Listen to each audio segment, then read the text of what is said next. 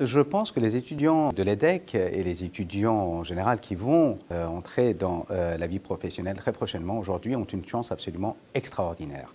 Je suis toujours étonné d'entendre les médias, les réseaux sociaux parler du pessimisme et du noir que broie finalement cette génération. Je suis très étonné parce que aujourd'hui j'ai des idées plein la tête. Je trouve cela extraordinaire aujourd'hui de pouvoir développer finalement ces idées avec cette prise de conscience de la nécessité de préserver notre avenir et de préserver l'avenir des générations futures. Et finalement cette notion de développement durable et indissociable d'un certain nombre de valeurs. Et finalement, cette combinaison d'innovation, de développement durable, de valeurs universelles, je trouve cette époque formidable. Alors je trouve que les nouvelles technologies non seulement ne remettent pas en cause les principes et les valeurs, mais au contraire les renforcent.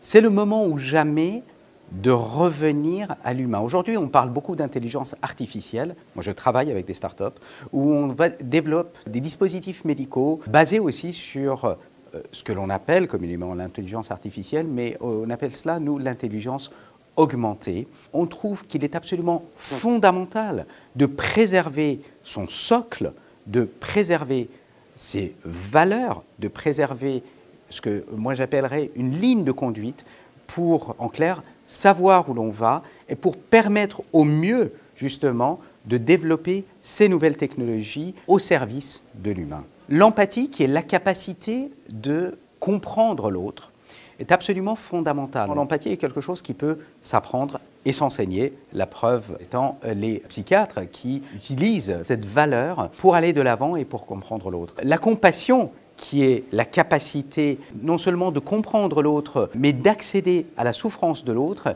est une autre valeur absolument fondamentale. Et la patience pour développer ses idées, pour se relever des épreuves que l'on a subies et pour aller de l'avant, ces valeurs-là me semblent absolument fondamentales dans un monde où aujourd'hui les jeunes ont plutôt tendance en fait à broyer du noir et à voir un avenir un petit peu gris. Et je pense que ces valeurs-là, en fait, en tout cas moi aujourd'hui, sont celles sur lesquelles en fait je base mon socle pour avancer.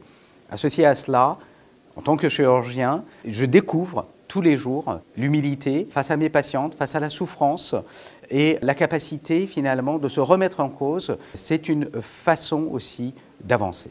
Manager avec son âme, c'est finalement rester sur le chemin de la vie, c'est chercher son bonheur et celui de l'autre. Une des définitions en tout cas que moi j'essaye d'appliquer du bonheur qui est d'essayer de mettre en adéquation ses désirs et sa réalité, eh bien, si l'on veut manager véritablement avec son âme, c'est à mon sens essayer d'aller vers l'autre, de comprendre l'autre et de comprendre que l'on ne peut absolument rien sans vivre en société et en commun.